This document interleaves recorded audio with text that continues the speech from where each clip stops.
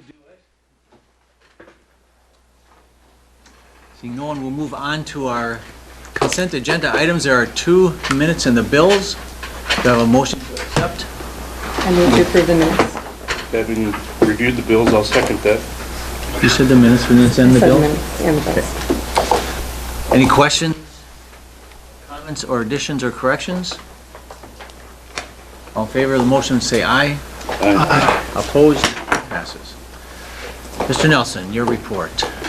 Yes, so at the beginning of the year, we recognized a number of our staff that had been with our district for 5, 10, 15, 20, 25, 30, and 30 plus, and now we're getting to the end of the year where we start having people that are retiring from our district. So we also wanted to take a minute and recognize those that are retiring at this time. So one of the individuals that we have is Sergeant Dave Podewils, and I didn't know he had a first name. I thought his name was Pods.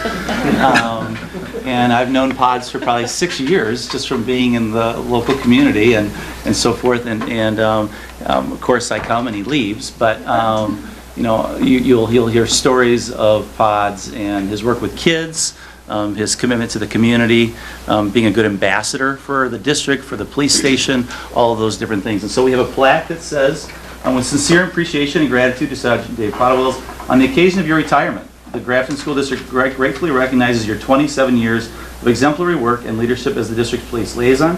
Thank you for your service to the students and community of Grafton. And we also have a Grafton School District pullover for him that he can have and proudly wear when he's out in the community and so forth. So we want to have him come forward and recognize him.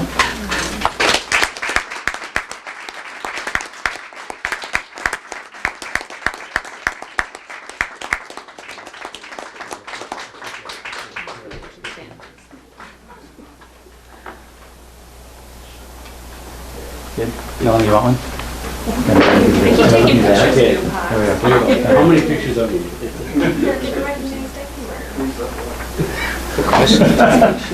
Thank you. Thanks for your service. Thank you. Thanks, Pods. And the other person we have on the list is Kathy Doedens, and I believe Kathy was going to be here, but I don't see her here, but we still want to recognize her. Okay. Okay, so maybe she's out, but we still want to recognize her, and we'll pass this on. It says, with sincere appreciation and gratitude to Kathy Doedens, on the occasion of your retirement, the Grafton School District gratefully recognizes your 21 years of service to the students and community of Grafton, and we also have a pullover for her as well, so we'll make sure that we get that to her. But you know, 48 years of service between the two of them in our district, and so we want to take time to thank them for that. So yeah, so that just making you aware of that. Pods' last day is Friday, we're looking forward to that. So congratulations on retirement and best wishes to you as you move forward. And then I have, it's been an exciting time at the high school recently. We've had a lot of exciting things happening at the high school, so I've asked Mr. Manti for the next 3 pieces to talk a little about what's going on at the high school. We'd like to start with our swim team. We have numerous representatives from our swim team here tonight. I'll ask you guys just to come on up here.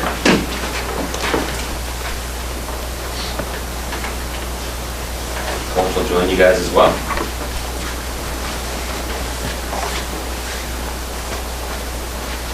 So I'd like to congratulate the GHS boys swim team and Coach Mark Minz on a record-setting season. Conference champions for the first time ever. That's a round of applause.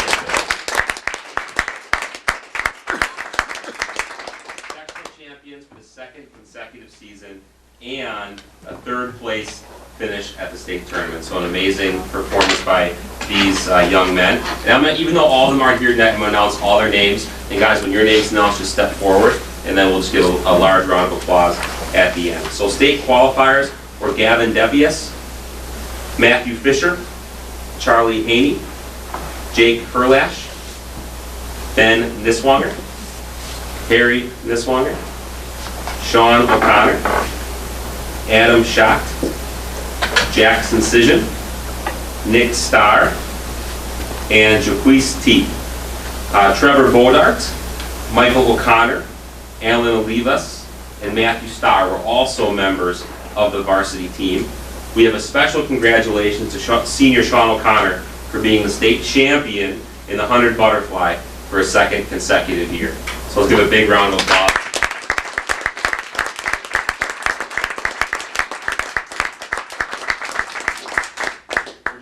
really proud of all of their accomplishments. It was great to watch them at the state meet a week ago and perform so well against some really, really stiff competition. So that was a lot of fun. So congratulations, guys.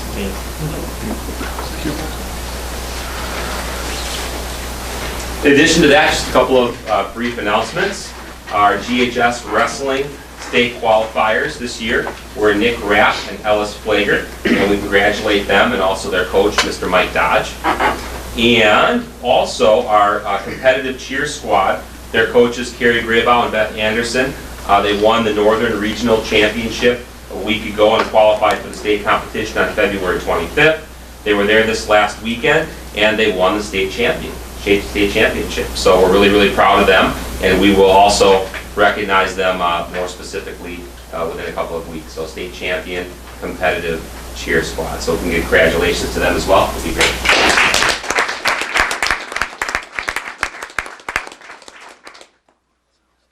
Thank you, Mr. Manager. Any questions for Yeah. any of the swimmers that are here? Or Coach?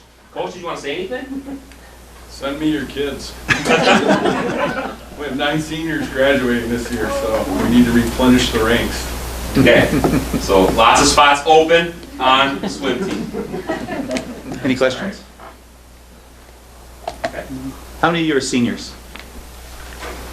What are you guys doing next year? I don't know yet. Okay. Attending the University of Wisconsin. Okay. I'm attending St. Louis University and hoping to dive here. Oh, that was my next question. Are any of you swimming next year? Okay. Okay, so all 3 of you are doing some kind of swimming, so you're sticking with it, which you're talking about that. Nice. Congratulations.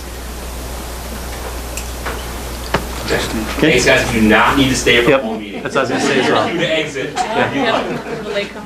This is your cue. In Jackson City. In Jackson City.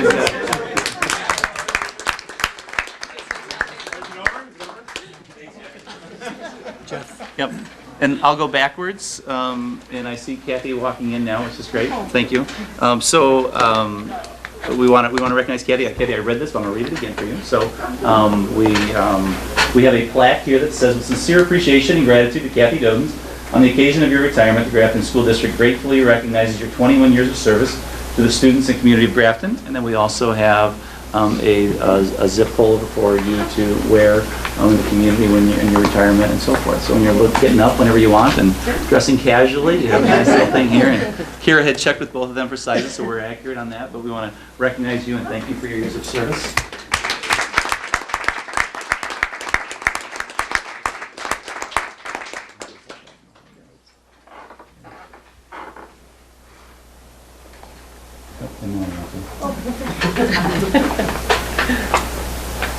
Great, thank you.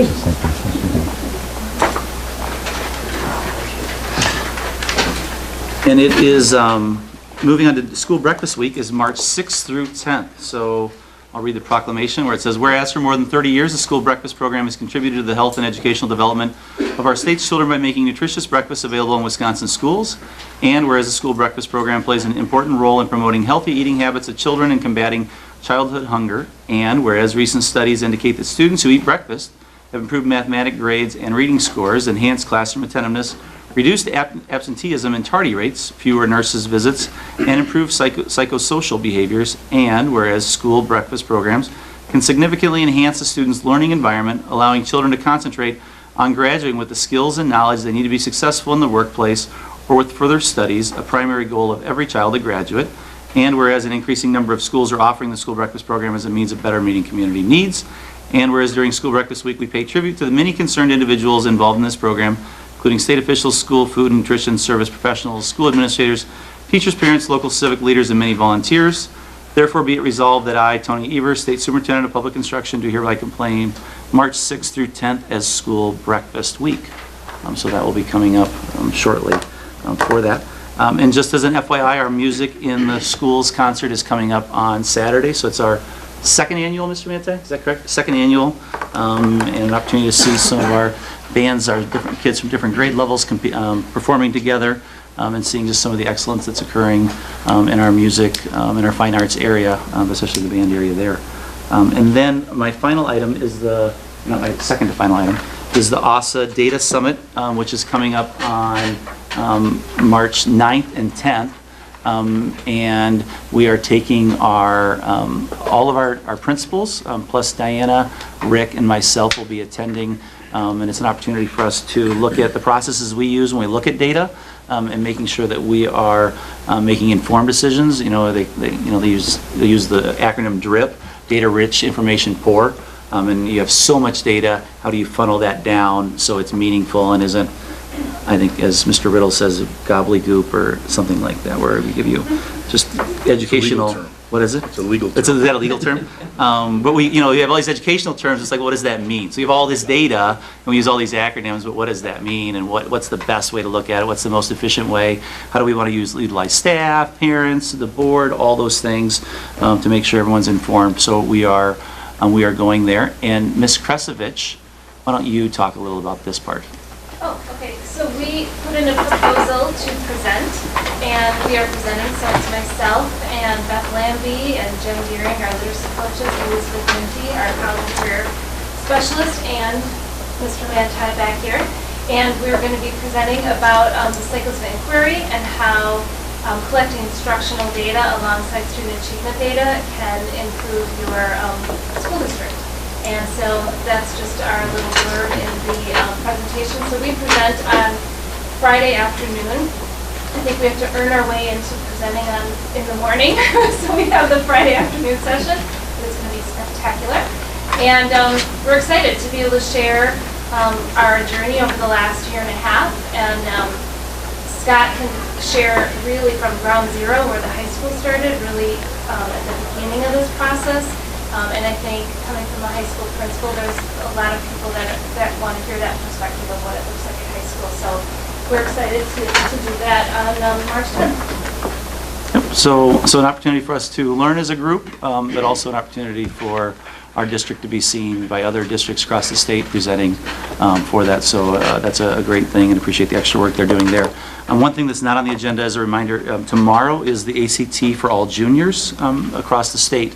So all juniors across the state are taking the ACT, and then the next day is the work keys. So at the high school, it will be a normal day of school, except for the juniors will be testing. They'll be testing in both of the gyms, and then they'll be leaving at around 12:30 is when their day's done, and so they'll be dismissed. I think you're having pizza, Mr. Manti? That is correct. Yep. Lunch at the end after hard days of work taking the ACT. So then they'll be dismissed for the rest of that day. The next day they'll come back for the work keys and they'll stay. That'll be occurring in classrooms and so forth. Mr. Manti had done a presentation to students last week, and one of the data points he shared is that Method Test Prep, which is that online tool that students can use to get free help for answering different types of questions, and you can go through practice ACT and focus on various things. But they said they'd had 62,000 questions that had been answered on Method Test Prep, which is basically over 27 days. So students are using that resource that the district has provided for them, which is great, and so they're ready to roll tomorrow for the ACT, and then the work keys the next day. And I believe Joe had something to share from the GEF. I saw an email on that today, which is exciting. Thanks. Yes, we just wanted to report out from the Grafton Education Foundation regarding the Super Bowl. We ended up raising $46,500, and that's record-breaking for the GF. It's $4,000 more than we did last year. So we just wanted to say thanks to all the donors and the people who came and the sponsors. So we were pretty excited about that, and they also wanted to say thanks to the Board of Education for attending, getting a bowling team, and the donation that you did along with everyone else. So that's the first thing. The next thing is that grant applications are due on Wednesday, March 1st at 3:30, and the applications have to be in the mailbox at the GHS. There's only 5 so far that applied, and all the money that we raised from the Super Bowl and throughout the whole year, those go towards the grants for the kids. So get them in Wednesday, March 1st. And last but not least, we have our district-wide event for the GEF. It's on June 6th. It's the Color Blast, so we just wanted to just keep putting reminders out there to save the date. And that's it. If you have any questions, contact Tammy Hill. Excellent. Any questions about that? So do you want to throw this next one to Topher, or do you want to start it off, Mr. Nelson? We're gonna hear a little bit of Topher tonight. So yes, I'm gonna throw it to Topher. I have plenty on the docket. I'm going to introduce Mr. Brian Brewer from Baird. We'll talk about our refunding of our bonds that occurred today. Oh, you're going to be speaking, okay.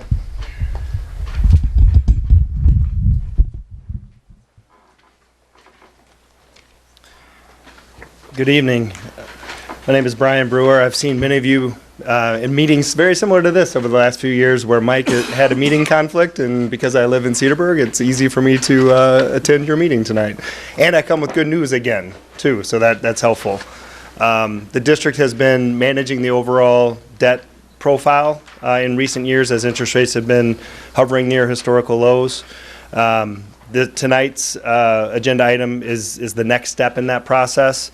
As you recall, you budgeted an amount to pay down debt and avoid the interest carrying cost, and at the same time refinance the remaining few years of payments to lower the interest cost. So this morning we took bids on a refinancing issue. In the booklet that just came around on page 2, it summarizes the 5 firms that submitted a bid this morning. And the lowest bid was a 1.43 from Stifel Nicholas. And subsequent to the bidding, we made some slight adjustments to the principal payment, so that changed the percentage a little bit, but still hovering right around that 1.43. If you look at the other bids, the next 3 were awfully close as well, and then the 5th bid was a little bit higher than the current market.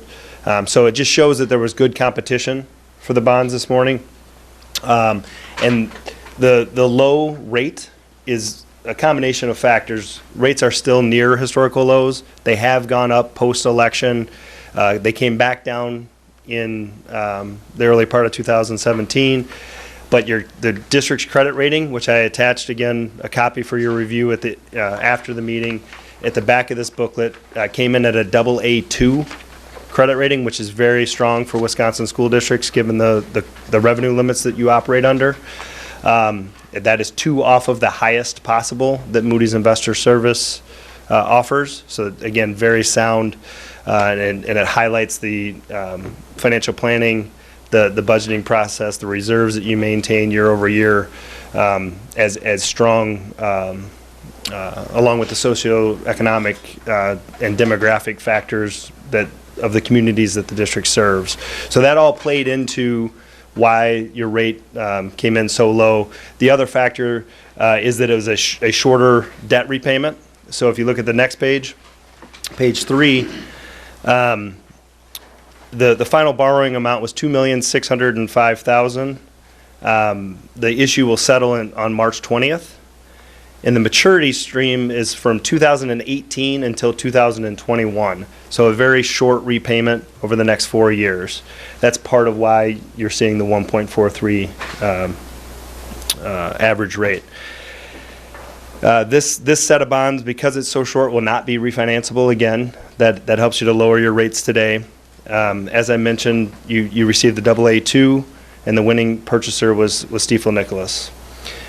Down in the refunded issue section, this discusses the issue that you're paying off with these bonds on April 1st.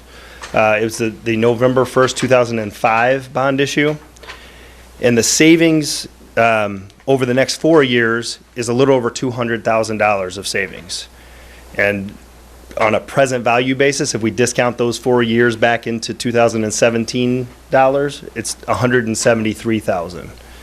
So to put that in perspective, when Topher and Mike were putting the planning together in December and January, some of the estimates for the present value savings were around $90,000. So for them to come in for your approval this evening at $173,000, we're pleasantly surprised with the way the market has held, given the changes that are going on, not only in the nation but globally.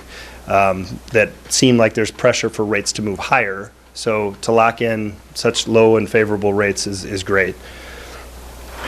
So we often talk about savings as a percentage of what you're refinancing, so the return on the refinancing, and that's a little over 5%.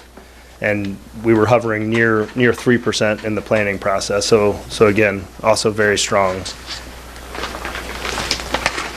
So on page 4, this is the more detailed analysis, the before and after. So on the left side of the page, it shows the yellow highlighted box, those maturities from 2018 through 2021 at 4%. And if you move across to the right, you had one payment remaining on April 1st of 2017 that you'll still make. And then the next set represents the final 4-year repayment.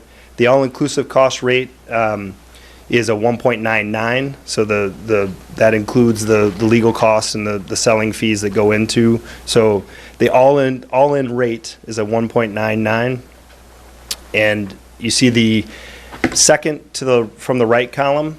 Your in addition to the $200,000 of savings, this also allowed you to level out your payments over the next 4 years. So dropping down from your current level to about just over $1 million of an annual payment in your referendum approved debt fund. Any questions on the detail pages or any of the summary?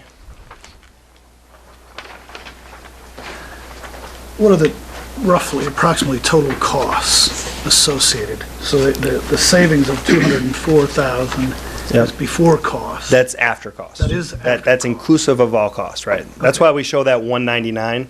That's the all-in cost rate. So Yeah. that is, but That- what are the costs? Approximately. 12, 15 grand? No, it's generally 1 to 2% of the issue size. So the smaller the issue, that percentage changes. So it's about 50,000 or so. So in this case, about 2% onto the 2.6 million. And again, that's all built into the net savings of 200,000. Okay.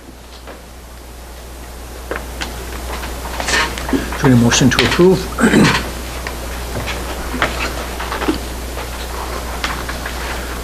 I move to approve the refunding as presented. I'll second. Any further questions? All those in favor say aye. Aye. Opposed? And it passes. All right, well, thank you. Have a good evening.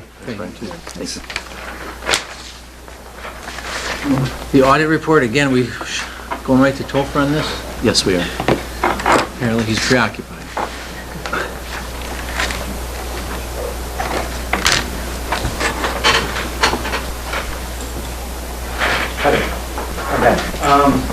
So now we have Kevin Burns from our audit firm, Riley, Penner & Benton, to present the 2015-16 audit report. Yeah, that is correct. Thank you, Topher. Again, like you said, my name is Kevin Burns from Riley, Penner & Benton. Just wanted to start out by saying that the financial statements were presented fairly, so that's always good news. I just wanted to get that right out there right away. And we also had very good cooperation from the staff as we moved along through the audit process. So that's always very much appreciated.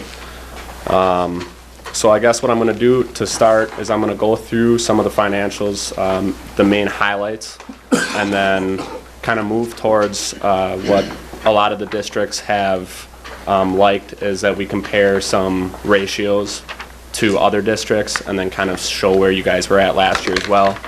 So that's always very useful. And then I'll talk about the management letter. And in the management letter, that's just talking about any significant deficiencies that we came across during the audit, and then as well as other matters that we feel like the district could improve on going forward. So just to start, the financial statements, like I said, they were presented fairly. That was going to be on pages 1 and 2. I don't know if you have the financial statements in front of you. If not, that's okay. I'll just go through the main points. For the operating results, this is going to be the general fund increase in fund balance that had an increase of around 350,000. It was actually 347,000 to be exact. And then in the general fund right now, there's non-spendable funds of $118,000, and this is going to be the prepaid expense. And the unassigned amount, which is $4,500,000 roughly. I'm going through a little comparison of the budget to actual numbers for the year, and this is just an overall perspective again. The total expenditures were budgeted for Fund 10 at $19,679,000, and the actual was $19,653,000. So that was actually about 98.6% of what was budgeted was actually spent. And then in Fund 27, 4.881 million was budgeted, and 4.749 was spent. So again, just slightly under budget. That's at 97.3% of the budgeted amount. There was some expense functions that were spent over. If you do have the report in front of you, that's going to be on page 45. But these were amounts, even though that they were over, it was because the district might have spent less in other expenditure accounts or with the added revenue that I'll get to in just a second. So again, the budget expenditures, or the actual, the budget was just slightly lower for the expenditures. Now the revenue, the budget for Fund 10, the general fund, was at 22.948 million, and the actual revenue that was brought in was 23.422. So that exceeded that. It was about 102% of that budgeted total. And in Fund 27, there was 1.638 million budgeted, and slightly under that, at 1.646 million was the actual for that fund. So overall, I mean, very, very close to what the actual budget was. The debt activity, the general obligation bonds, there were payments of 2.135 million throughout the year. There were no additions. So now that balance is going to be at 10.695 million at the end of the year. And that would have been as of June 30th of 2016. And then there was no additions to the notes. Just payments of $25,000, so that left a remaining balance of $25,000 then in those. There are going to be some changes to the financial statements going forward, looking ahead. This is going to be the for OPEB. So right now, accrued as of June 30th was $430,000 roughly, and now in 2018, so in 2 years from these statements, they're going to be wanting to accrue the full accrual, and this would be the unfunded actuarial amount, and that's at 3.295 million. So again, that's going to be in effect going forward in 2 years from now. That'll show up on the financial statements. And then there's also a change that's going to be actually 1 year from this date, so this year coming forward here, to the stipend liability activity. Now this one, the liability as of June 30th on these financial statements is $37,000 roughly. Now the unfunded actuarial determined liability for the district is $2.39 million. So that's going to be coming into effect again this coming year. So there's going to be some slight changes in the reports when you are going forward. Does anybody have any questions so far? That stipend you said is 2017? That's 2017, correct. This year? Yep, this coming year, correct. Yep. And what year are we on the OPEB actuarial liability? So these could change slightly based upon that actuarial? Yeah. Yep. We continue to reflect what's on the balance sheet now is a function of the pay-as-you-go. Yes. Difference in the ARC over that OPEB, right? Yeah. Okay. And what is, now I'm a recovering CPA, so I just want to make sure that, Sure. what is, when these liabilities go on the balance sheet, what is the charge to? What is the offset? That I'm not directly aware. I'll have to get back to you on that question. I'm assuming it's going to be I believe there's, well, this is going to be affecting the OPEB asset. Is that what you're referring to? Yes. Or you, okay, yes. Yeah. So the offset to that asset you're talking about? That I'm not exactly directly sure on what the exact account is Okay. that it's going to hit. I'm assuming that it's, I believe that there's some type of difference between the liability and the fund balance, or the net position. But again, I'll have to. This will be a requirement for all districts, right? Yes, It's a correct, change correct. In GASB. Yep, it's GASB 73 and 75 Okay. is what it is. Yeah. So 73 is going to be implemented in this coming year, 2017, and then GASB 75 is going to be the OPEB, and that's going to be June of 2018. Okay. But I can definitely get back to you on That that would be- on that question. Just so we understand where. Absolutely. Where the other side of that entry Absolutely. lies. Yes. Yep. So I can have myself or Carrie reach out to you, and if you wanted to present it to him. And I suspect Baird is aware of all of these changes, because all of these changes are going to have effect on All across the, fund balance and surplus and bond ratings and all the rest, right? And, So- and in the rating conversations, there are these conversations, there is the discussion of what is the unfunded accrued liability, so it won't be a surprise to a Moody's. It's just not fully shown on the balance sheet. You're accruing the, like you said, the difference between the pay-as-you-go and the ARC that's due, and sometimes you pay more, sometimes you pay less, so it's the net liability that gets net OPEB obligation. Now, it sounds like they're gonna switch it to showing full unfunded accrued liability, which will create swings.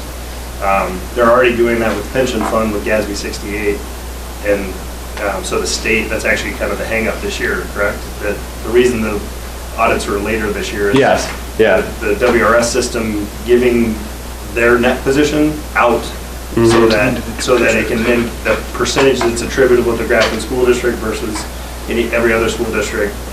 That's why we're talking in late February about your audit report, Right. as opposed to typically it's November-ish. Yeah, because we didn't actually get those amounts until December. Is when we got GASB. So I guess 68. I'll just ask that as guidance becomes more prevalent for 73 and 75, just stay in touch with Topher, and also then, whatever impact that may have on bond ratings and referendums and all the like, we should make sure that we stay on top of that, you and then to us as well. I think that'd be important. So then, just moving on to the ratios that we've prepared. So what we'll do is we'll gather for our partners, all the districts that she has. She'll compile a lot of this information and then try to give you guys a little bit better of an understanding of where some of your ratios, how you compare to other districts that we'll audit. And it also, like I said, I'll have a 2015 amount, so that's June 30th of 2015, and compare that to this current financial statement year of 2016. So overall, the fund balance over total expenditures was at 19%, and this is just in the general fund. And that would have been at the 4.7 million in the fund balance over the total expenditures of 24.4 million.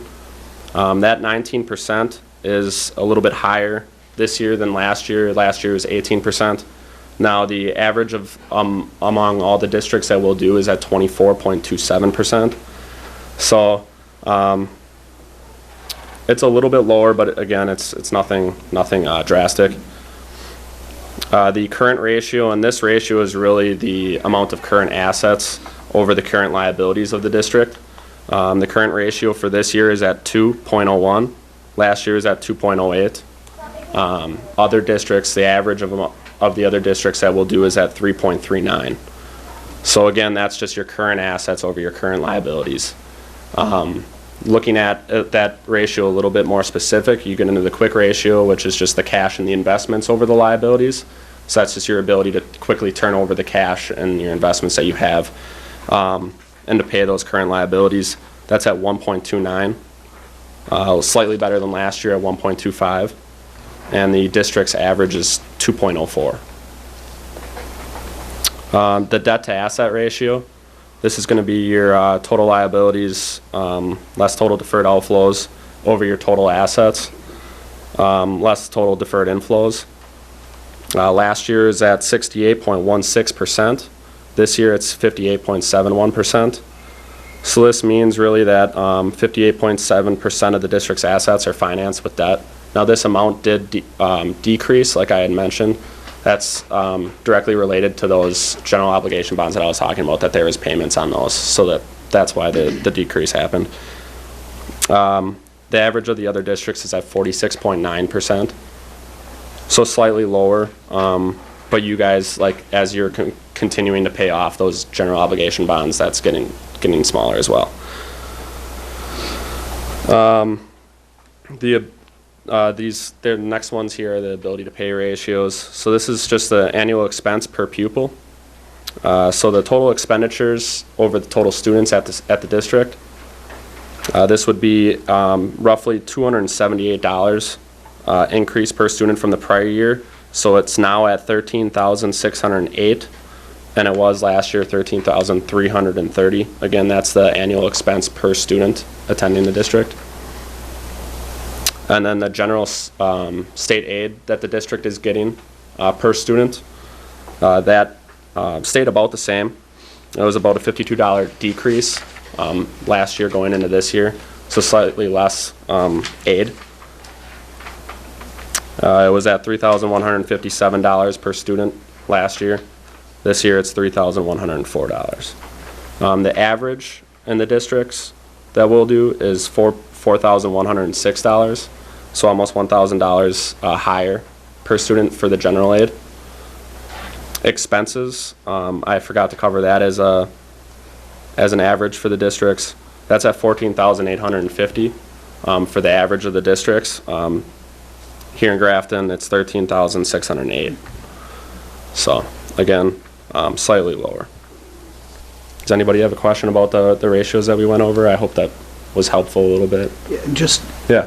the average is the districts in your book of business. Correct. And these could be obviously varied by size of the districts. But we do have, I think it's roughly, I think these are getting compared by 18 districts. 18.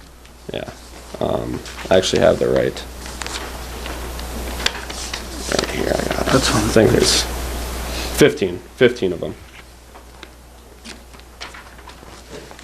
So, and again, those vary by size. So it's kind of a help, as it's just an average to try to get that average base. But again, there could be overall some schools in that can really fluctuate those percentages.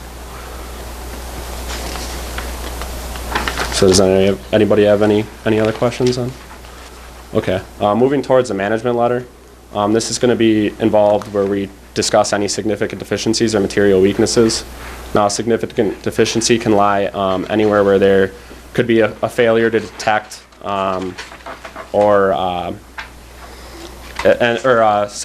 it could be anywhere where there's a deficiency in the control itself, so the design or the procedure of how you go about putting that design or that control into place, and that could cause anywhere where there could be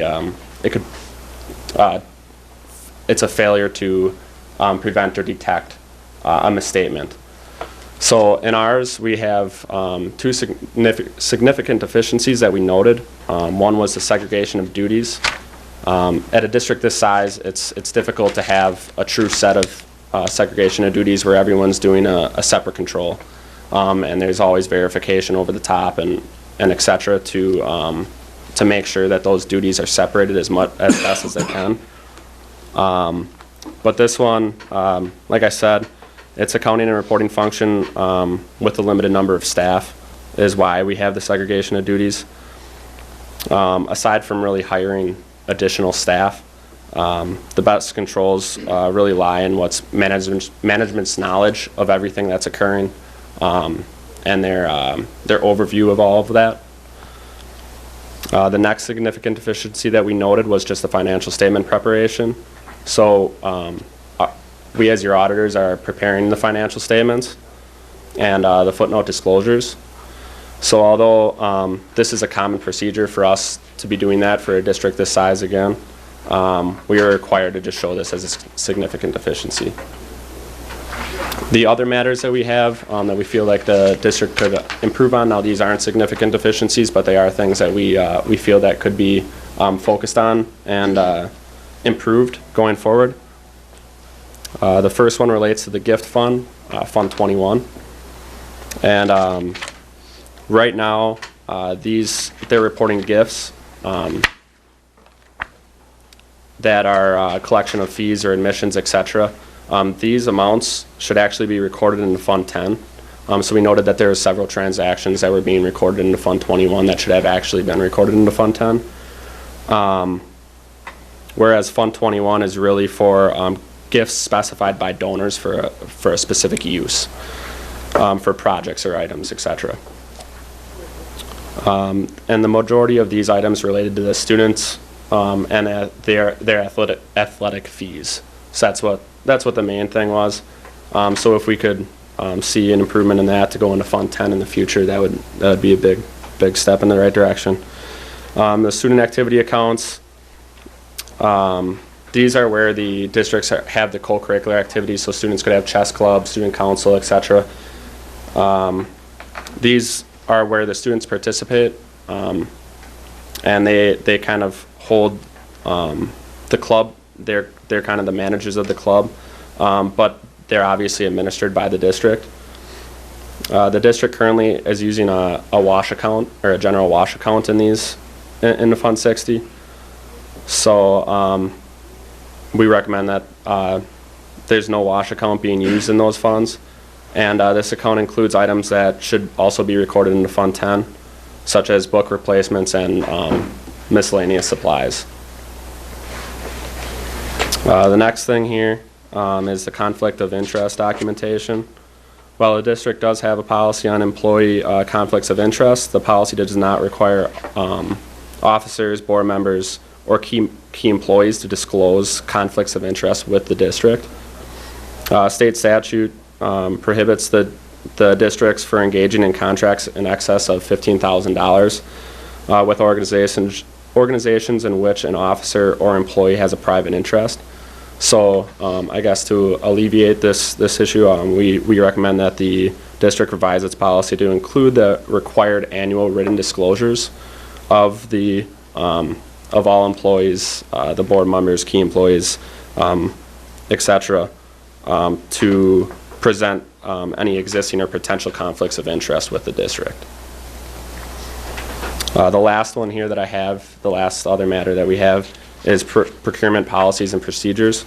Now, the uniform guidance, which is the federal grant compliance, they dictate and they've had an increased emphasis that the policies and procedures relating to the procurement of goods and services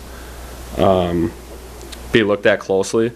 So that's mainly talking about that you want to make sure that you're getting the right, I guess you're doing due diligence on finding certain providers, et cetera, of the services that you're going to have done, making sure that you're going out for bids and having the quality, making sure the quality is good, the quantity, obviously, et cetera, of the work, really detailed and just making sure that you're going out for those bids and getting all the competition so you guys get the best prices and quality of work. So again, in order to show that the district is doing that, we just suggest a written policy for the procurement of the goods and services. So other than that, does anybody have any questions about those items I just went through with the significant deficiencies, any of the other matters that we discussed?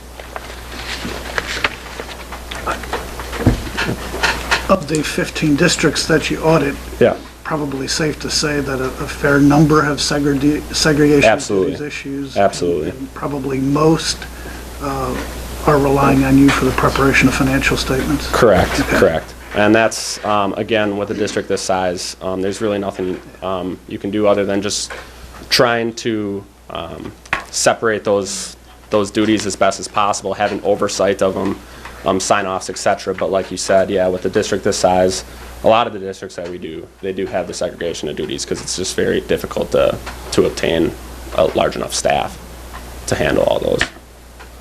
So.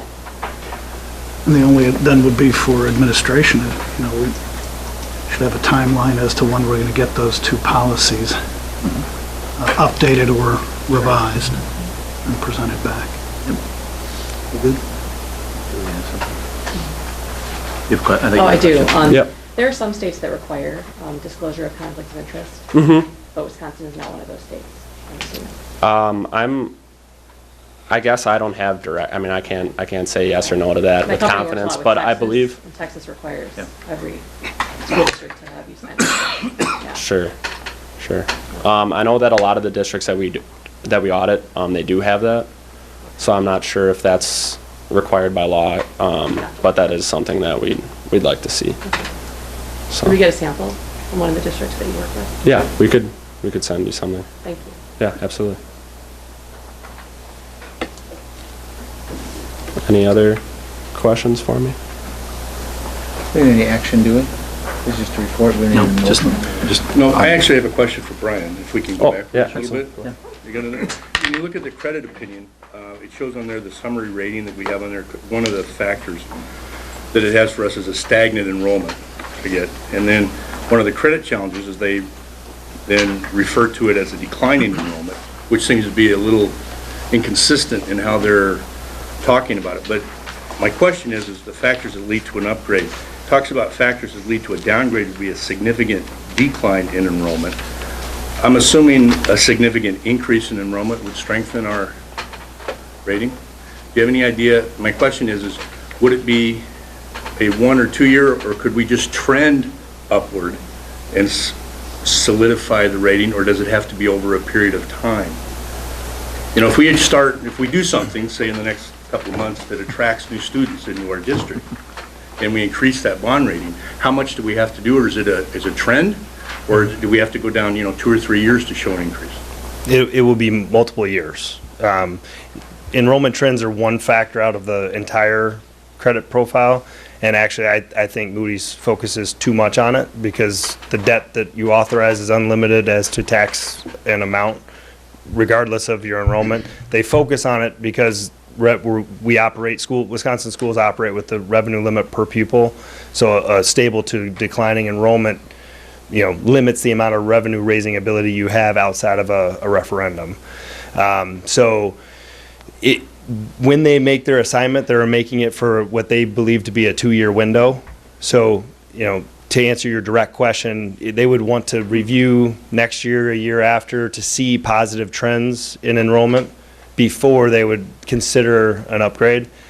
And even then, I think the other factors that they discuss in there also need to be positive as well to move from a double A. If we show a 2-year increase, that's going to put us in a little better position. Correct. And I want to make sure the board understands, the community understands, AA2 is very strong for Wisconsin. So in Wisconsin schools, I think that the current number of AA1s is 11, and AAA is 5.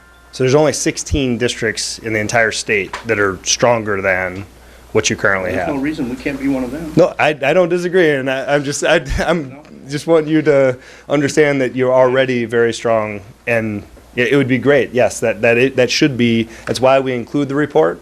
Is that there's credit factors that are in there. The discussion was about fund balance. So you've had stable operations with slight surpluses that allowed you to add and stabilize the fund balance.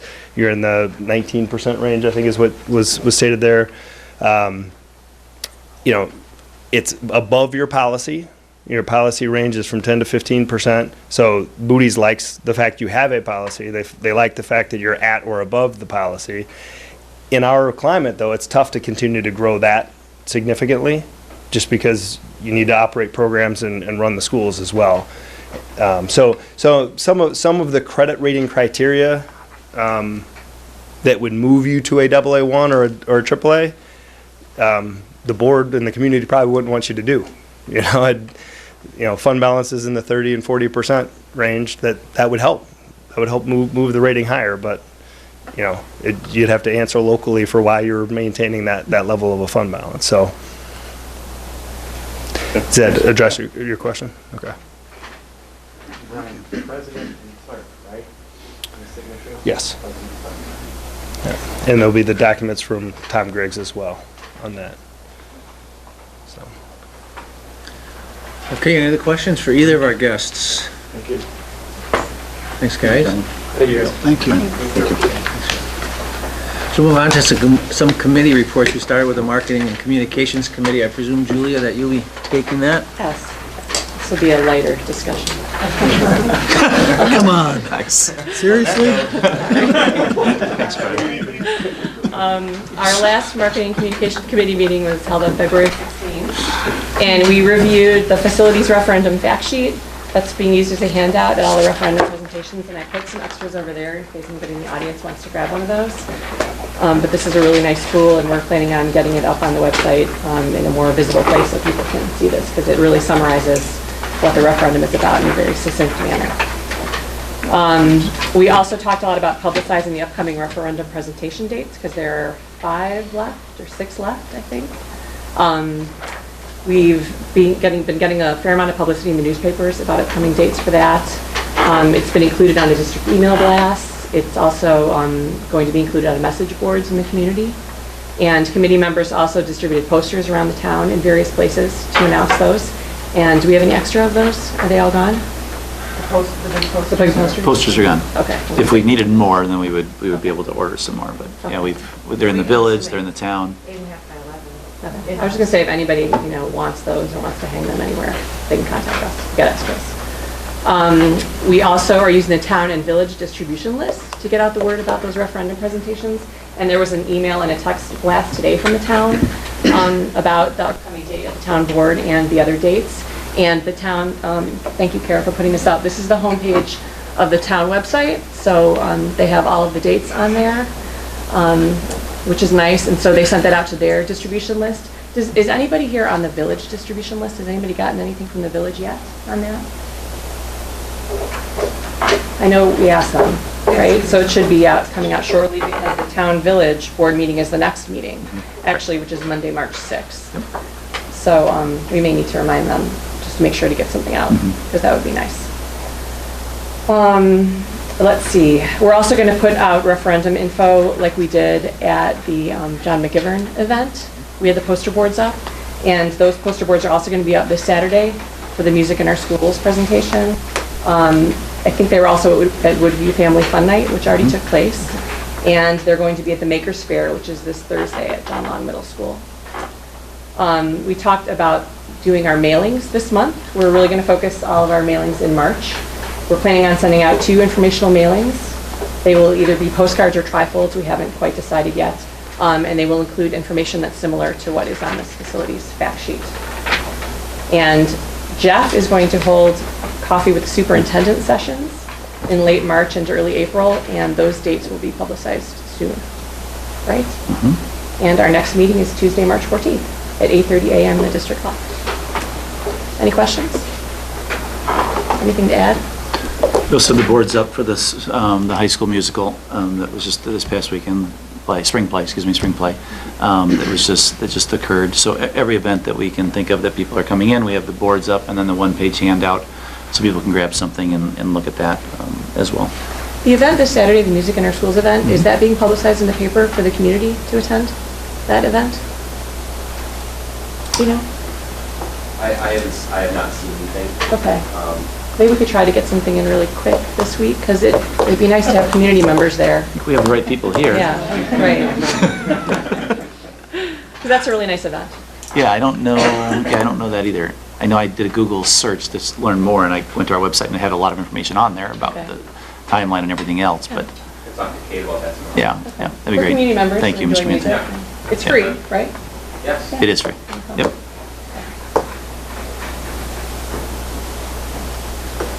Yes, so there's lots of discussions going on. The committee continues to meet and try and be strategic and sharing information and so forth. Okay, so we have the Curriculum Committee met last week. Diana, are you going to come forward and give us an update?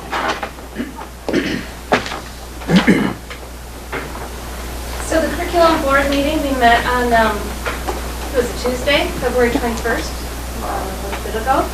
And we had a very aggressive agenda and ran out of time, which I'll talk about that. We spent the bulk of the time sharing the 100-day plan. So we shared each building's 100-day plan, and we shared how they fit together and support the district initiative of standards-based teaching and learning.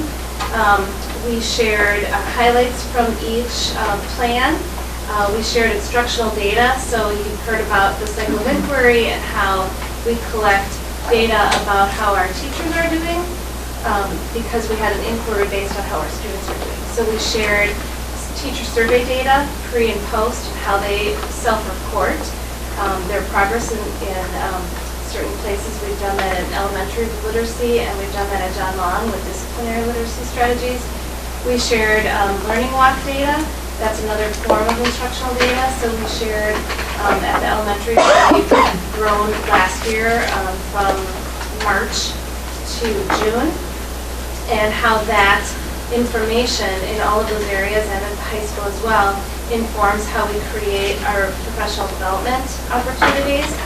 So that comes directly out of the data that we collect, and we decide our next steps, the Teaching and Learning Council. Kevin's team actually goes to SAIL 3 times a year.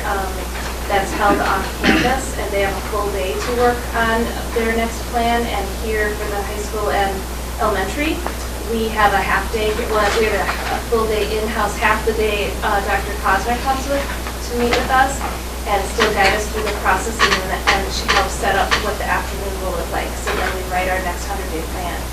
So just an example of a PD that was set by the 100-day plan process is a high school example.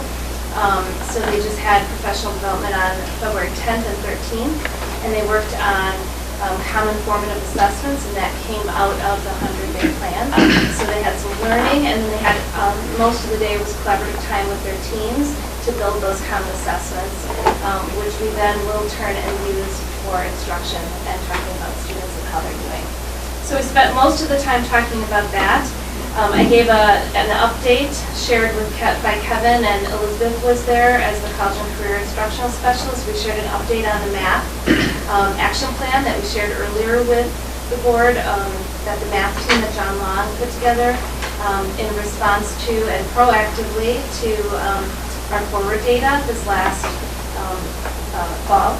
So we did Kevin and I met with that team, and we looked at their progress, and Elizabeth shared some data around our 6th graders who are participating in small group targeted instruction within the regular classroom using our new materials called Do the Math Now. And she shared some great progress that we see our kids making who are participating in that learning opportunity. And that's when we started to run out of time. So our next committee meeting is set right now for March 21st, and we're going to focus on RISE for probably a good hour of that time to share what some of the programming things that we've done new this year. Our RISE committee is new this year, and we'll embed the math pathways into that conversation. And then we're going to explore a learning management system as part of that meeting as well. And then we wrapped up at the end sharing about the data summit, and with some excitement around how we identified last year that our assessment system needs to be stronger, and that's our focus in going to that data. So we had a smaller team go last year, and this is a great opportunity with Jeff's support for the principals to go and actually build an action plan of how we're going to bring that information back and implement it here in Grafton. So that was it. Other questions? Did you want to add anything to it? Oh, covered it. Okay, thanks, Diana. Okay, sure. Finance, Paul or you or Topher, who's going to? Well, the Finance Committee met on February 22nd, and items E, F, G, and H are all elements that action was taken relative to the Finance Committee for full board consideration. So Topher will go through each of those, right? The only other item that was on the agenda was a presentation by the folks from Horton relative to self-funding health insurance and, the differences between self-funding and fully insured plans and what that might look like and things that we need to consider. It's very preliminary discussions at this point. As they look towards the renewals for this year, they'll develop costs and alternative cost models for each method, one over the other. Loss ratios are still not, they're better than where they have been historically, but still not at a point where, at least from my perspective, it's something to consider, but it's still perhaps out there. And we just need to stay close to all options and opportunities for savings wherever we can relative to our health insurance costs, and then also mindful of the benefits that our wellness program drives for keeping our overall healthcare costs down. The other items that were discussed, investment options, health insurance premium holiday, the 2017-18 projected budget, they're each of the agenda items coming up, so go ahead, Topher. All right, yes. The next one is a resolution approving the use of the local government investment pool, commonly referred to as the pool. It is an investment, short-term investment pool used by a lot of districts around the state. We have our money currently in a money market with the bank.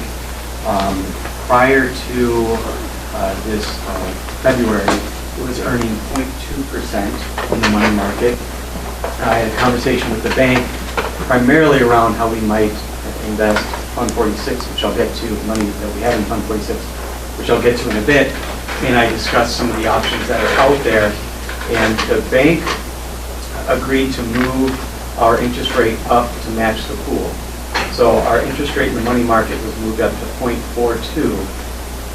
And then on the third Thursday of every month, they'll reach out the last month of the pool and then match that. So now it's currently up at 0.53% interest rate, which is better than it was before. And so what we have before us here is a resolution to use the pool, which is a very liquid form of short-term investment. You can move it in one day and take it out the next. It's a one-day turnaround. The goal really would be to have this option available to continue using our local bank.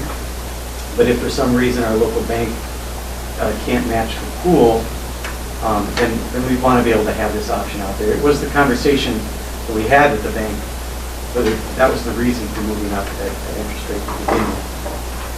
So the Finance Committee did put forward a recommendation that the full board pass the resolution, giving us the option to use the pool. It does not require that we use the pool. Any questions on that one?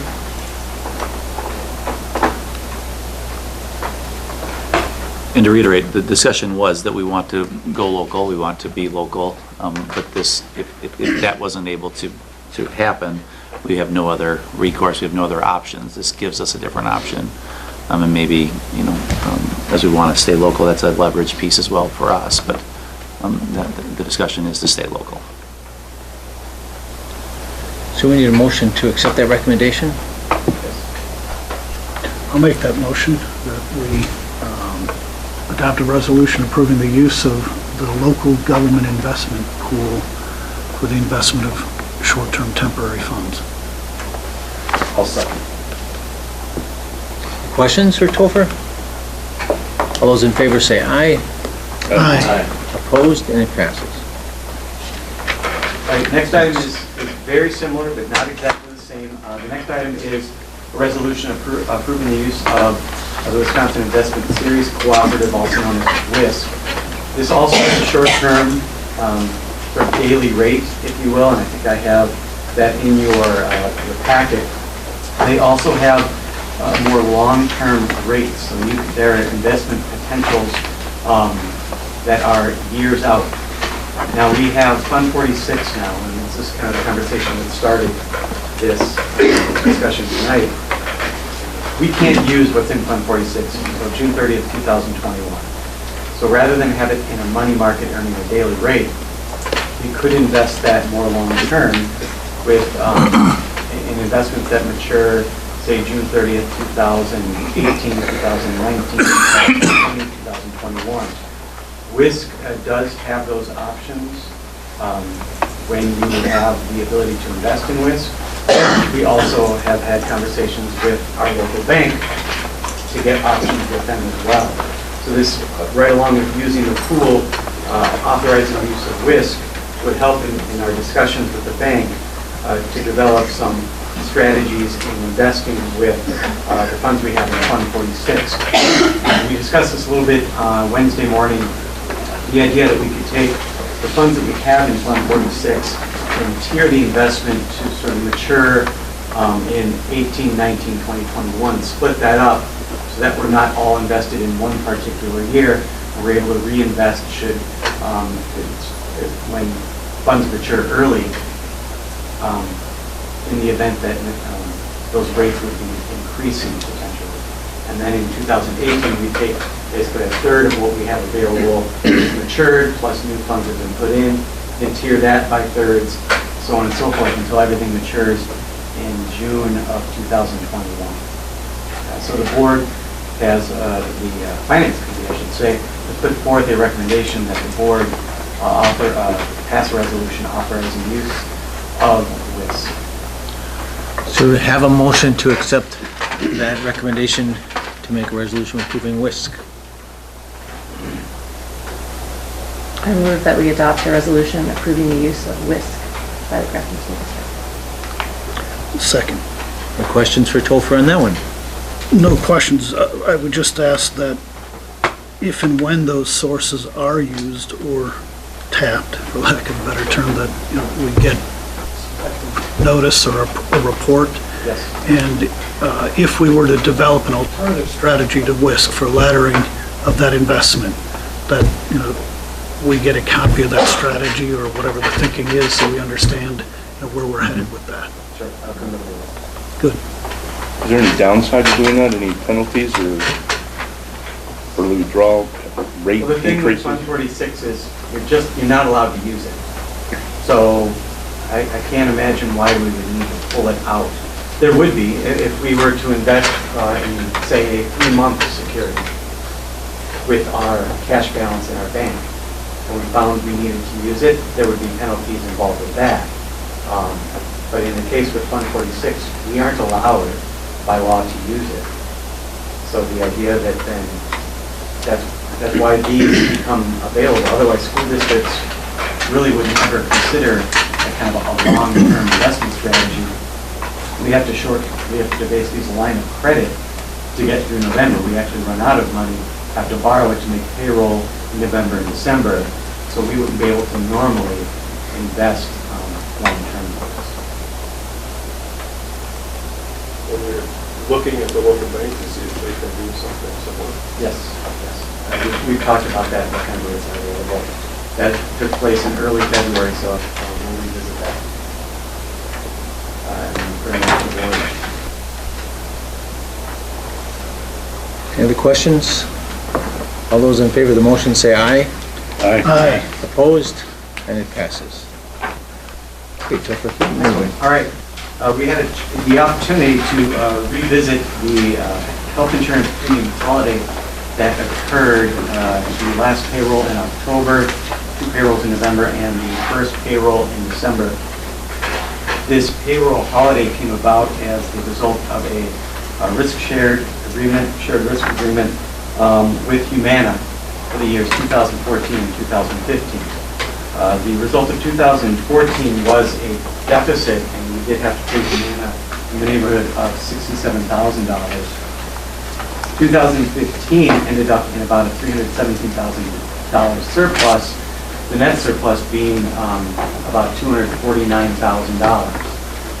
Now, we worked with Horton, and Horton gave us the recommendation that we invest 12.6% of that nearly $250,000, which totaled roughly $31,400 in a premium holiday, thus it would be returned to employees that are currently using the health benefit with the district. So we took their recommendation. I've attached the memo that Kristen sent to the board in late July outlining the recommendation from Horton that we did implement in the late parts of 2016. Horton was at the meeting to discuss this, take questions from both Finance Committee members and a former employee. And after this discussion, the Finance Committee recommended that the full board basically recommend that no changes be made to the way we implemented Horton's recommendation. Yeah, a couple of the former employee's position was that this was a return of premium, and as such, based upon his agreement with the district, to pay in premiums, the net premium due on the plan at the time of his retirement, that the return of money to the district represented a return of premium, and therefore he should be entitled to a proportionate share relative to his share paid in.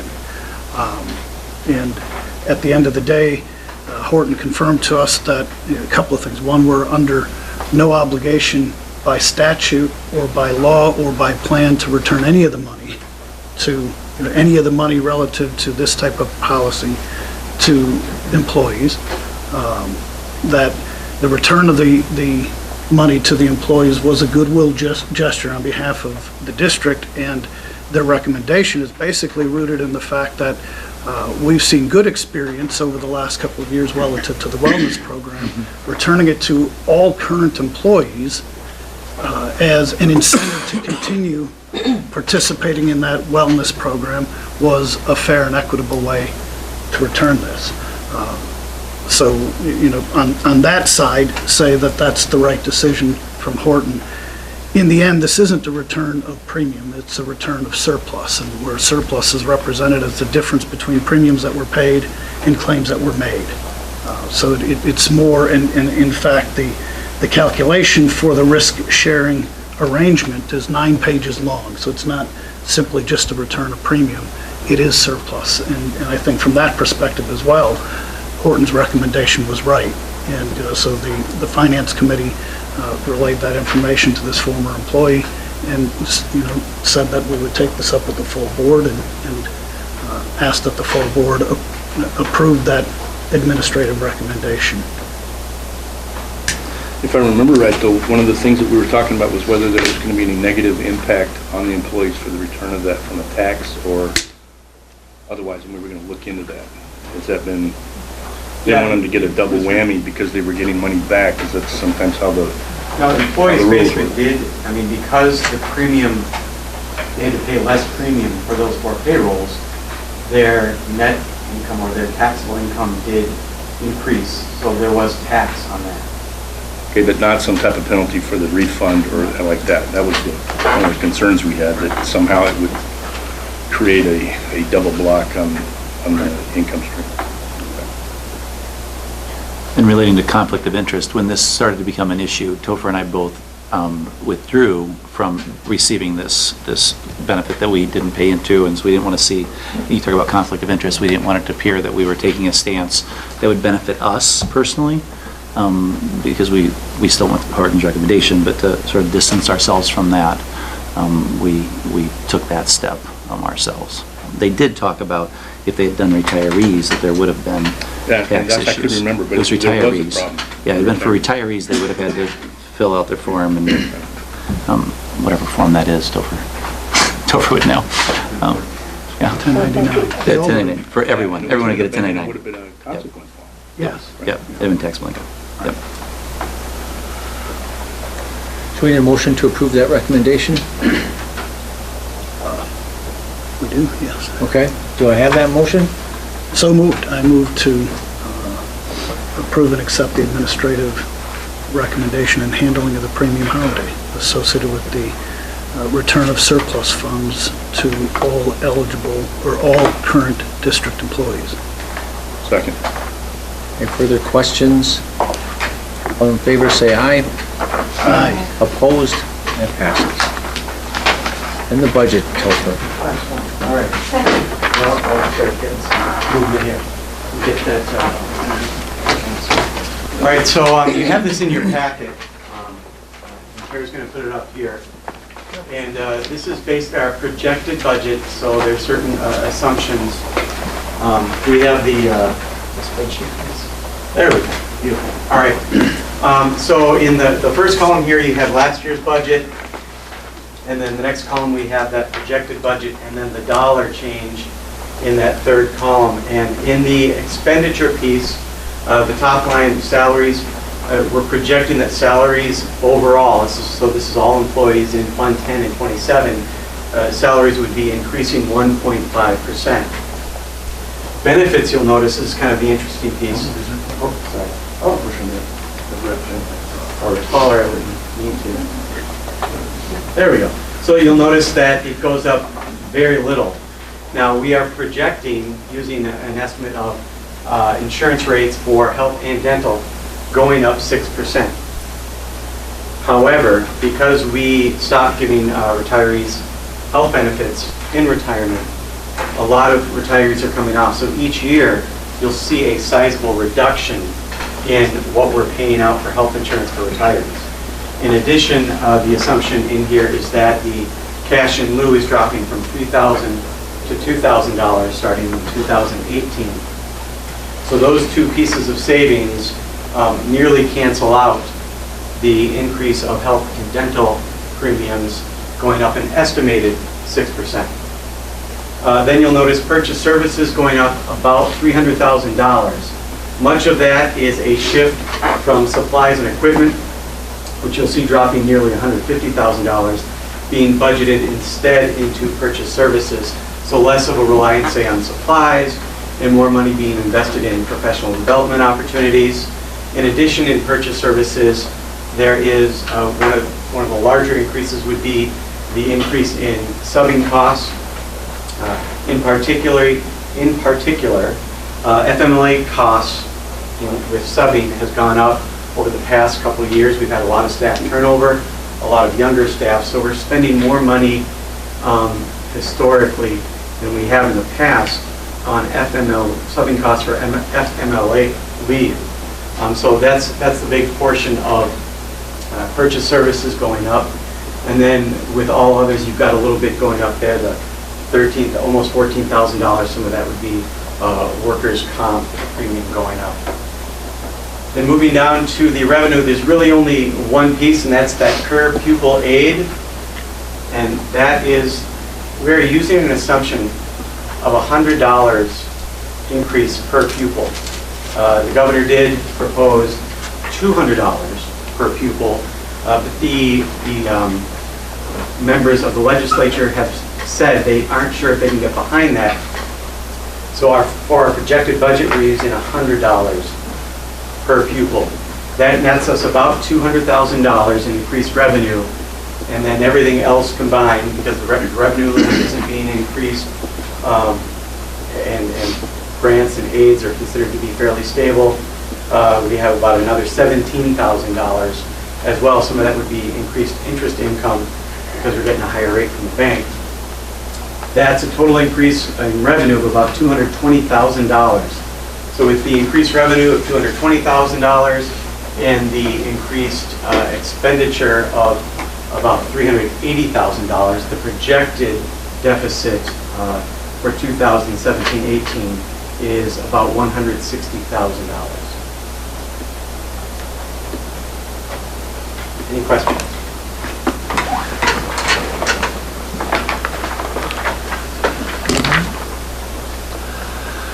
Okay, there are no questions. Thanks, Topher. Moving on. Referendum update. Mr. Nelson. Yes, so Jamie represented us. I was at another meeting, so could not attend, but Jamie represented the district at the Village of Grafton Park and Rec meeting, and to have a discussion about the tennis courts that are located near Kennedy Elementary School to see what the village's long-term plan is for those courts. Two trustees were there and shared that they want to work with the district and would like to work with us. They can see that we could be able to use that as we look at with our referendum and needing more parking and the limit that there is in that area there. They have asked us to draft a letter that would sort of signify our need and the reasons for that. So it'd be a formal request for them to consider. They have, if they were to move forward with that, they said they are looking, they have a master plan where they'd like to see more tennis courts located. They used to have some before the DPW was put in. They took those out, so they'd like to have something in that area of John Long, not necessarily on our property at John Long, but in that area. So there may be a situation where they're looking to relocate. They may be asking us to fund those tennis courts that would go with that. So it's preliminary at this point, but they are open to working with us and are just really looking for a letter from the board and the district signifying our interest in that. And so I need some authorization from the board to proceed, that we could draft something that I could share with the board, that we could move forward to the village to express that we are on the agenda for March 29th to have that discussion again, to further that discussion.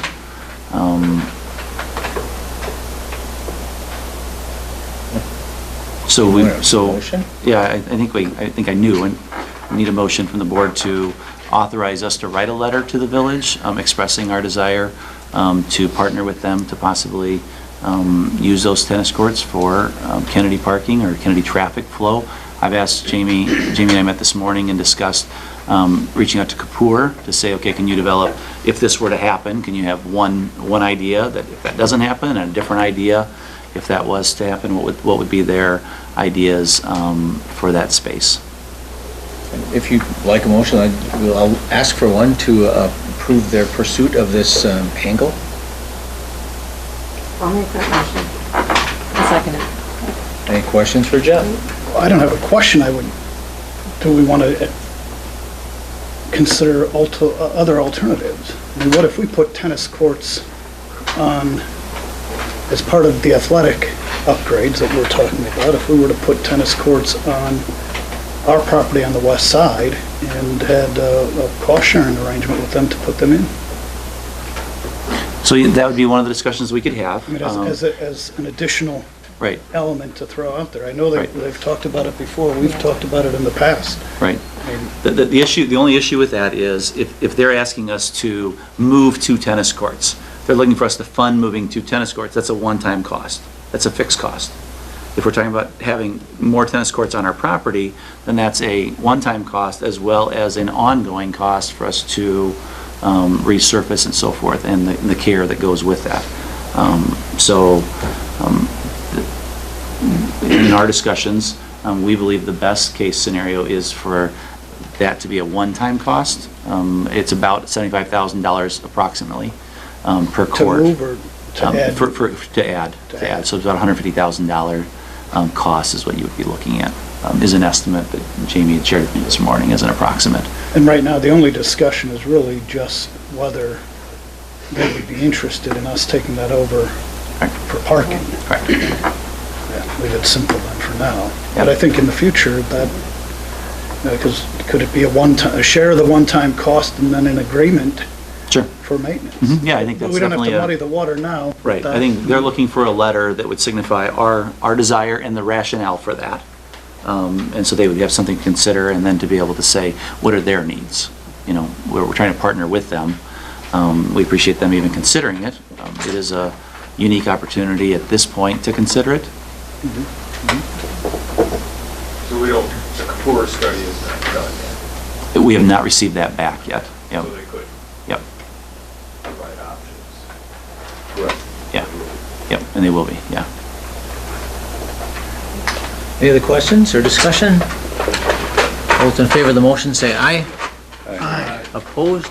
And passes. And also, so we've had a number of presentations, and Julia alluded to this, but so our upcoming presentations are, on the 6th, we're at the Village, on the 7th, we're at the Lions, on the 8th, we're at the Town, on the 15th, we're at the Senior Center, and in the day, on the 15th, we're also at Grafton High School that night, and we are at Woodview on the 20th.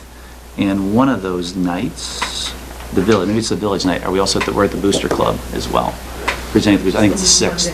Yeah, the 6th. The 6th, we're also presenting, so we'll go from the village board meeting to the Booster Club meeting and talk to them as well for that. So we've had a number of presentations so far. You know, we've obviously Julia talked about the marketing that has been done and putting up posters in various, whether it's Collectivo or Starbucks or whatever it may be, AM Coffee, Sendix, Pick and Save, and so forth.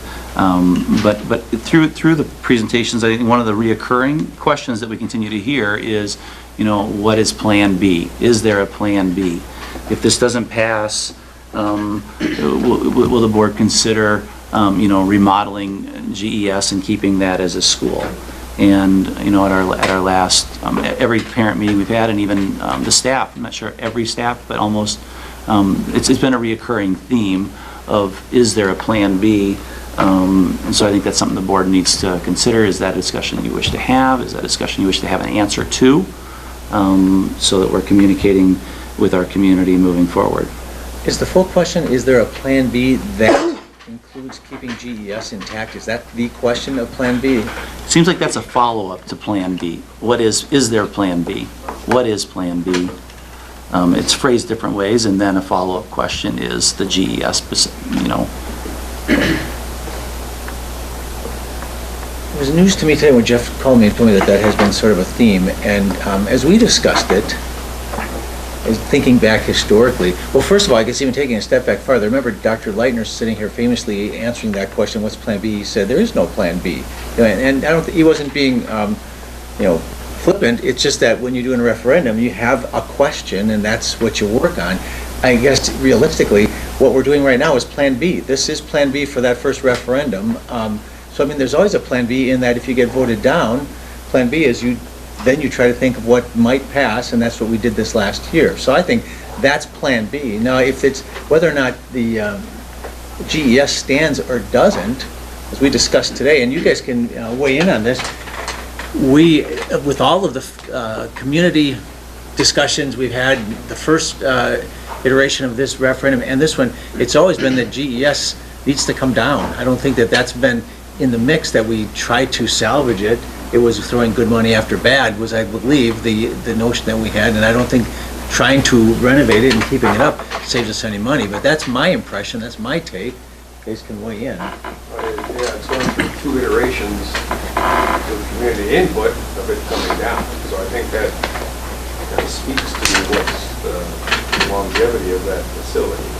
And then I look at it, you look at that facility, it was a high school. And now we've got elementary schools. So it's really not even designed for its use today.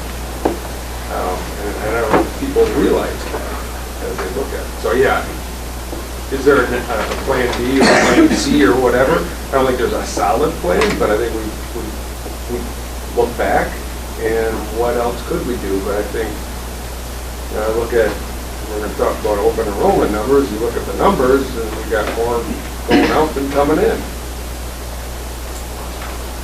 And heavier at the elementary level. Well, is that telling us? So I think, yeah, we could maybe come up with a revised plan, and hopefully we don't have to, but we've really pared it down through those community sessions of what can we do to meet the needs of the district. And some gets pulled out, something's going to suffer. Yeah, and from my perspective, I think it's not so much the development of a comprehensive or detailed Plan B as much as it is a realization that the needs are the needs. And if the referendum doesn't pass, then at the end of the day, the next step is finding a funding mechanism to address the most important needs. And I think as we step back and look at this thing in totality, we said that GES was the linchpin. It was the pacing item. You know, whatever needed to be done with GES is what's going to drive the development of a solution. And we've looked at, to the best of my count, approximately 15 unique solutions that included maintaining GES, that included doing nothing, So I think that what we've done in this plan is to get the needs right, that are a function of, that most pressing item being GES. The Sigma study said that building to build new is going to cost as much or more as it is to do the option that we're doing. So to me, it's not it's about being fidelity to the identified needs and finding a funding mechanism to take care of those needs should this referendum not pass. And, we have a facility out there through 2018, right? I mean, we've got money that's available through that facility through 2018. We could, I'm assuming, raise another facility like that in a similar manner for a similar amount. So there would be funding options available for addressing the next most important needs as we go down. I don't think that's the most responsible way to do it. I mean, we could take care of $10 million of the most pressing needs now, and 5 years from now, another 10 million, and 5 years from now, another 10 million, but you're going to be fighting historically low interest rates, as we heard tonight, and you're going to be fighting continued escalation in construction costs. So, I think that the plan that we have now is a fiscally responsible plan, and it addresses the most important and most pressing needs. And if it weren't to pass, Plan B would be, how do we finance, or how do we fund those most important and pressing needs going forward? Because they're not going away. I mean, if it doesn't pass, those needs don't change. They are the needs. So we'll have to find a way to, this board or the next board is going to have to find a way to finance them. And I'll point out that the borrowing authority we have right now is Fund 38, and that's within the revenue. So whatever payments we have to make on that, those are dollars we can't spend in the classroom. Right. They impact the operating budget. But again, its financing is not necessarily germane to the needs. The needs will be what they are. Well, just thinking about what you said and, putting it off, that's very disruptive to students to keep putting things off like that and make more repairs and that type of thing. Seems to me it's much better to get it all done at once and move forward. Or just stringing it along. There's a certain practical problem in that if people walk into GES, it doesn't look like it's falling down around them. It's a good, it's a good environment for kids to learn right now. And that's been the difficulty from the first referendum, and this one we've done a better job at, but still difficult to convey the message of why we have to take that building down. You don't see it when you walk in it, but if you read all the studies, you went downstairs and you looked up on top, and you just, we know because we've seen it, and the people who have been on the facilities committee understand it's just not responsible to try to patch that, even though if you go there day to day, it doesn't look like that. And that's a tough sell when it looks okay when you walk in there and your kids are getting a good education there. But I think, the process both times was pretty clear. That was the linchpin, that needs to come down, and then what do we do from there? It depends on when you walk in. You walk in during a rainstorm. That's true. Well, and at one of the presentations, there was a young couple there, and they'd asked a question, and I'd spoken with them afterwards, looking at the boards, and I'd asked if they had kids in the district, and they said, well, no, our youngest would be coming, this would actually be the school our kid would be going to in 2 years as they're coming in, but if the referendum doesn't pass, then we don't know where we'll send our kids. So there is also that open enrollment piece that you referenced. There's people that are thinking that. There's developers that are thinking that. What is this going to look like for schools? What makes this a attractive place to raise their families? All those types of things that I've had banks talk to me to say that's what people are watching to see. Well, what would that look like? That would make it. Why would a developer be interested if the school system's money is being funded to buildings and not to improving the education for all kids and really enriching opportunities for kids to leave here. In my opinion, as far as GS is concerned, that my time on the board is limited, obviously, so if the referendum fails, I won't be around to argue my cause, but I would never vote to continue Band-Aid in that school. I think we're way beyond that point now. I think we need to make it clear to the public that I'm sure it's I mean, my kids went there. If I still had kids there, I think I'd have more of an emotional attachment there. I understand that, but the reality of it is I think it's outlived its life. It needs to go one way or the other, so I don't think we need to sugarcoat that to the public, that whether this passes or not, somehow that the GES will go away. So I think if people have their rallying cry of let's vote down the referendum and to save our school. No, I personally, I can't speak for the board, but I don't see that as an option at all. I just think we're beyond that point. So I think we need to make that clear to everybody. Yeah, I agree with that. I mean, I think the people that are asking you about Plan B is if practicality, what happens if the referendum doesn't pass, and it's going to continue on like this. GS is going to look exactly the same way that the day after. It will continue that life support that we have for GS right now until, as Paul says, funding opportunities or funding solutions are created in order to dismantle it and go ahead with it. Now, whether that's piecemeal, whether that's another referendum after that only includes that. I mean, remember, the referendum last year was a whole series of needs, all right? That didn't pass. We drew a line up here and got rid of these lower priority needs. They were not wants, they were still needs, just a higher priority. And that's where we're left with now. So from a practical point of view, GES will continue with the life support situations that we're on right now to make it safe and healthy and a conducive environment to education while the funding options are looked at that ultimately will bring it down. Dan's absolutely right. It cannot continue on like that because to put money into it is just wasting the money for future educational years and future boards. It's something that is not viable to be repaired. It has to be taken down and replaced. So the Plan B then would be to continue the efforts right now using the different methods of function to get to the point where just that one highest priority need, which I think we've identified in the last 2 years, that is the highest priority need of the district right now, is the replacement of GES.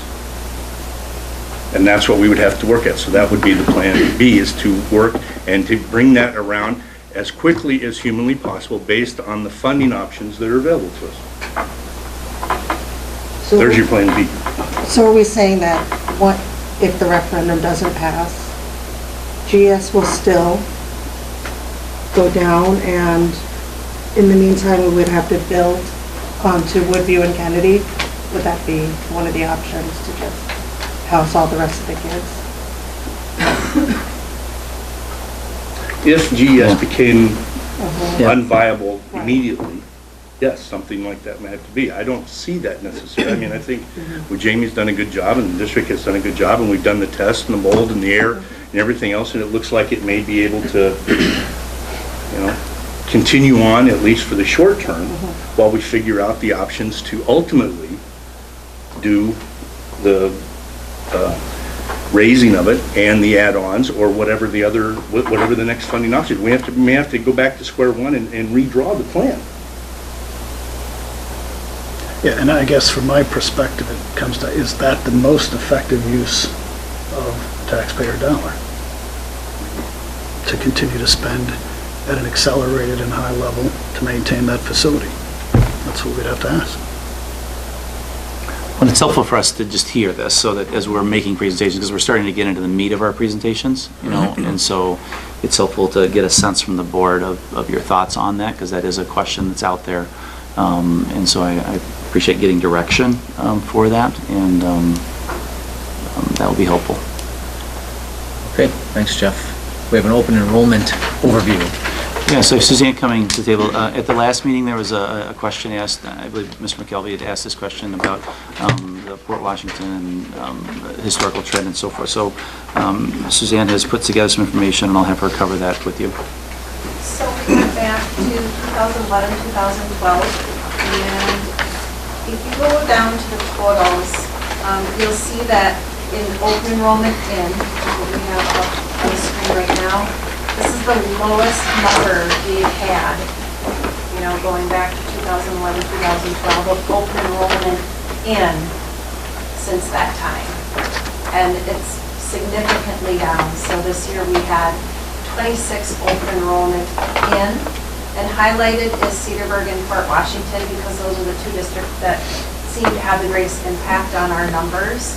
So those are the ones I highlighted. Cedarburg, there's some up and down, but this year was definitely the lowest at 2 that we received from Cedarburg, and the lowest that we've received from Fort Washington, Saukville at 7. I also added in some additional data of how many students withdrew each year, and then how many out of those withdrawals were students that then eventually moved into our district. So what you'll see is in 2011, 2012, we had 4 withdrawals, but all 4 of those students moved into our district. So when an open enrollment student moves into our district during that open enrollment time, we have to withdraw them, and then they become a resident. So that's what that means. 2012, 2013, we had 3 withdraw, none of them moved into our district, so we lost them either to homeschool, private options, and then you can see in 13, 14, 3 out of the 4 moved into our district, 14, 15, 3 out of 3, 15, 16, 1 out of 1. Don't have the data yet for that for this school year. Then if we go to open enrollment out, we had 42 out, though, even though we had 48 out in 2012-13, when you compare how many came in 2012-13, there was only a difference of 2, where this year we have a difference of 6, what would be 16? 26 and 42. So it was a larger net difference this year than 2012-2013, where we had actually more go out. And then again, I highlighted the districts that had the greatest impact on these numbers, which are Cedarburg and Fort Washington. As you can see, we had most number go out to Cedarburg this year than in the last 5 years. Fort Washington, Saukville, we had 12, which wasn't quite as much as we had go out last year. And then I also pulled the data on how many returned to our district. So out of those numbers in 2011, 2012, we had 1 return to our district after going out. And we had 2 return to our district in 13, 14 after going out. Also, I noticed that we've also lost students to virtual school, and that was the other piece that had the greatest impact. If you see in 2012, 2013, 13, 14, we had kind of high numbers going to virtual schools, but those numbers have gone down.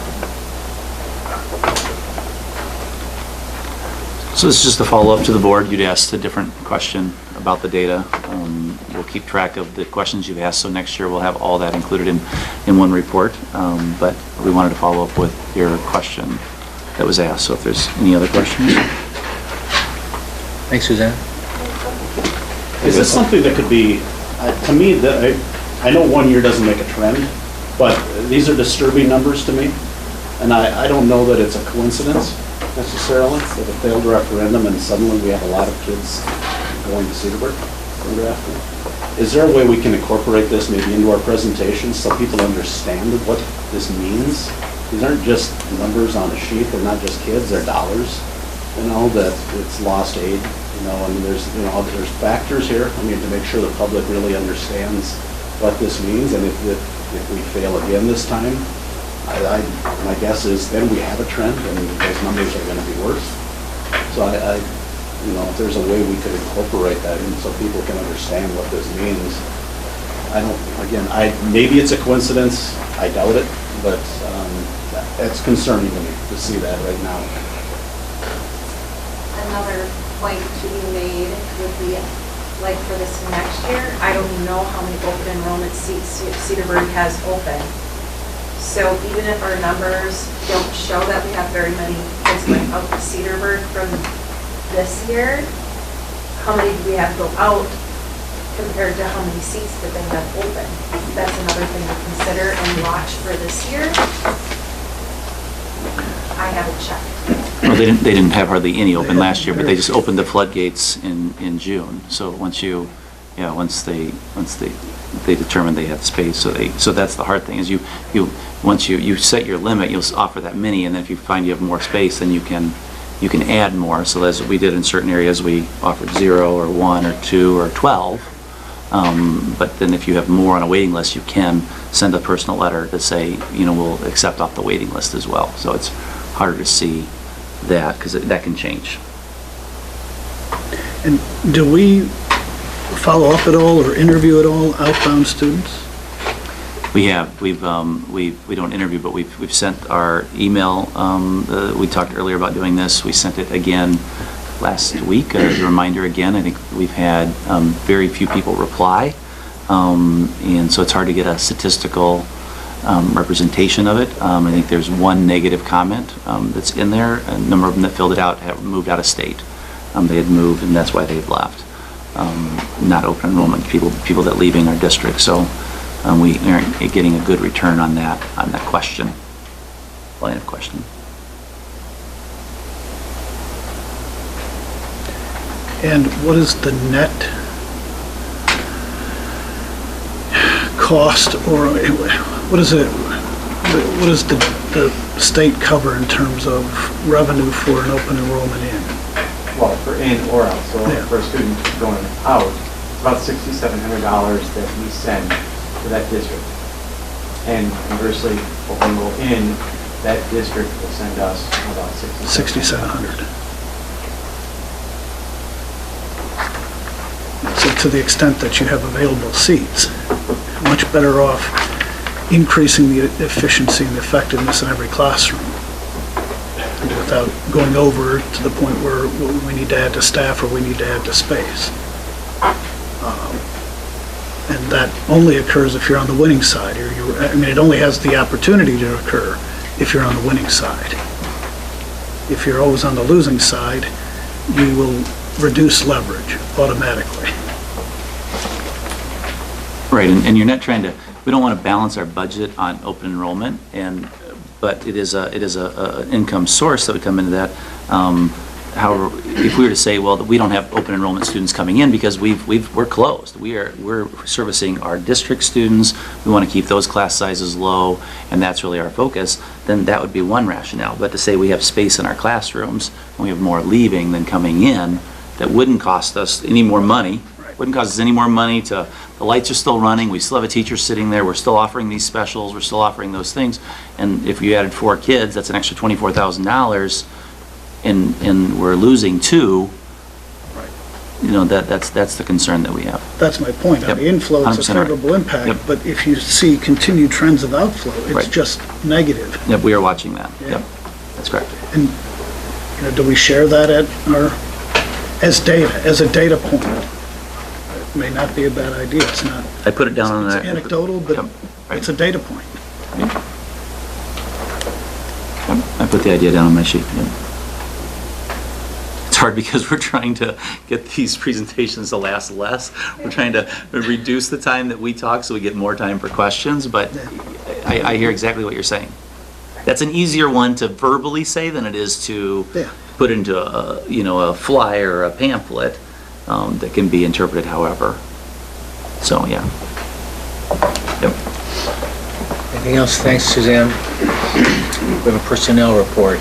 So we have just informational. Our reading interventionist, Carolyn Frick, will no longer be at Grafton Elementary and Kennedy Elementary, and we've hired Robin Carpenter as a reading interventionist for Grafton Elementary and Kennedy Elementary. So it's informational only for that. So we have a facilities update. Jamie, you taking that? Yes. Gift report? Oh, I'm sorry. So there's two gifts, and one is from General Motors Corporation. So Jennifer Morris, the GM donations coordinator, they're donating a 2015 Cadillac ATS vehicle in the amount of value estimated of $5,582.50. It's donated to our school due to a top 3 finish in the U.S. at the 2016 Skills USA National Finals held last summer in Louisville, Kentucky. Our GHS student who earned the vehicle was Marcus Paulson. He is destined for FVTC in the Auto Tech program. It should be mentioned as a restricted gift. It isn't unrestricted. I know unrestricted is marked, but I figured someone always catches that. So that is a restricted gift because it's going towards the Autos program. And our other donation is from the Doedens Corporation with Jim Winnisterford, working with Mike Dodge, and the company is donating a variety of pneumatic cylinders in the amount of $3,000 to be used by our tech ed area. We have a motion to approve the recommendation to accept the gifts. Any questions for Jeff? All in favor say aye. Aye. Opposed? Good. And as always, we'll send a thank you letter to these individuals and companies, thanking them for their support of our kids. Okay. Jamie. Okay. All right. Okay, since last meeting, a couple things. We replaced the motor starter on the old gymnasium at John Long Middle School. That was the original motor starter.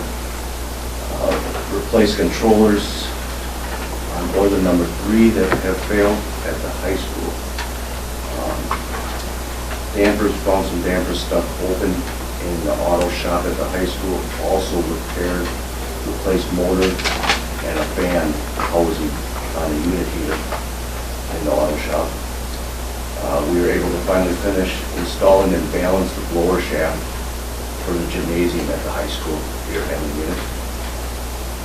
Rebuilt the boiler pump on the secondary loop at Grafton Elementary School. And we did an annual inspection. Annual inspection was done for the high school elevator by a state inspector, and everything checked out good.